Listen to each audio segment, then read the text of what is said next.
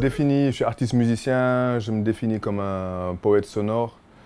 Et je suis passé par le rap, je suis musicien aussi avec le band iScience, le rap avec Steel, LZ3 et ouais, producteur de musique, beatmaker.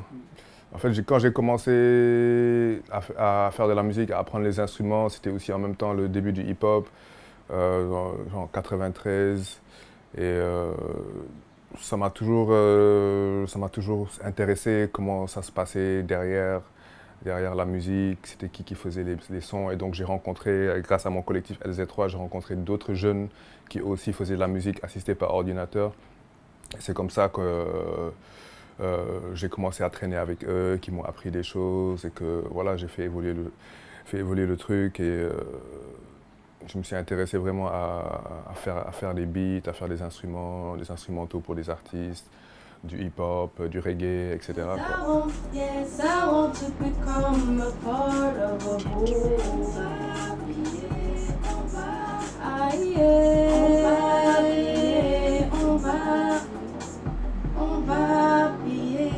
Mon palmarès par rapport au beatmaking, ben en fait, on a beaucoup travaillé avec mon collectif, avec énormément de hip-hopeurs sénégalais. Dans la scène underground, on va dire la scène underground, parce qu'on avait un studio à Guédiawaye où on a enregistré Tigrimbi, on a enregistré Xuman, on a enregistré MC Bouddha, on a enregistré plein de gens, tu vois. Et on a pas qu'avec des Sénégalais, avec aussi d'autres artistes qui venaient d'Afrique, d'autres pays en Afrique. Et j'ai fait aussi des musiques pour Purpose the Writer. On a travaillé avec le journal Rappé aussi en tant que MC. Donc, ouais, chaque fois, c'est une expérience, quoi. Ben, ce qui a changé, on va dire, c'est la technologie a évolué aussi, tu vois. La technologie a évolué. En 93, on était en mode cassette. Ensuite, on est passé au CD.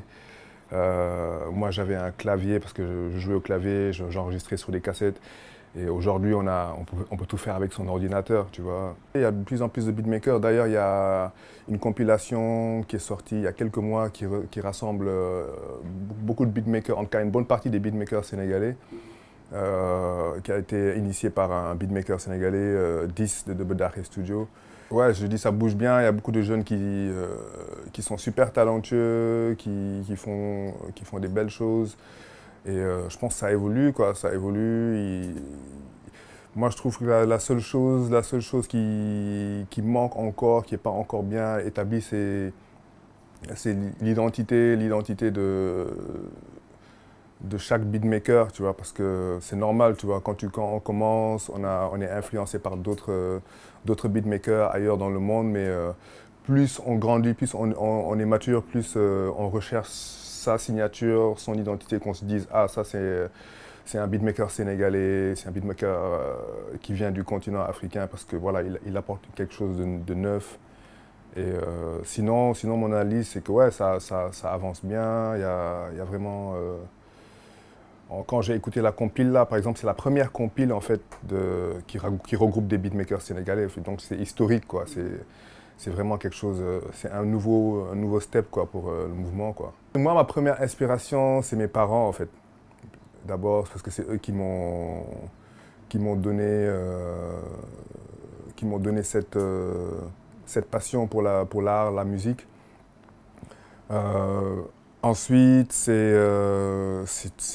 mon environnement, c'est les gens que je rencontre dans les voyages ou dans les festivals comme ça, les autres artistes. C'est la situation de mon pays, la situation du monde, tu vois. Tout ça, c'est des choses qui m'inspirent, tu vois. Pour moi, c'est toute une vie, quoi. Tu vois, être musicien, c'est toute une vie. Donc, c'est aussi un moyen de se développer personnellement, tu vois. Parce que la musique, c'est... Comme on dit, comme Fela l'a dit, la musique, c'est spirituel aussi, tu vois. Donc, ça te permet de t'élever, de t'instruire, d'être meilleur toi-même, en fait. Donc, pour moi, c'est à la hachou, comme on dit, quoi. C'est jusqu'à la fin, quoi.